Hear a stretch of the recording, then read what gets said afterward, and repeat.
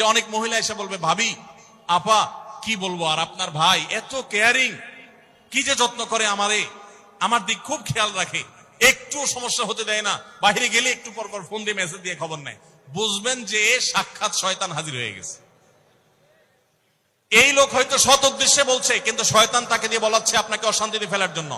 মনে রাখবেন, যারা নিজেদের তারিফ করে তারা হয়তো পজিটিভ মানুষ দেখে তারিফ করে, তাদের সংসারে এমন এমন অশান্তি হয় যেগুলো হয়তো আপনাদের হয় না, শুধুমাত্র শয়তান ওইগুলো আপনার সামনে হাজির করছে। খবরদার, ওইগুলো দেখে খুব সহজে একে অন্যের প্রতি জাজমেন্ট করতে যাবেন না। তাহলে দাম্পত্য জীবনে সুখ শান্তির জন্য অন্যের সুখের মিথ্যা গল্প শুনতে যাবেন না। যদি সত্য গল্প হয় তবুও মনে রাখবেন যে হয়তো সে একটা দিক তুলে ধরছে, তাদের আরো চ্যাপ্টার আছে সেটা তারা তুলে ধরছে না। তাদের চাইতে আমরা আলহামদুলিল্লাহ কম সুখে নেই, নিজেদের পজিটিভ গুলো দেখার চেষ্টা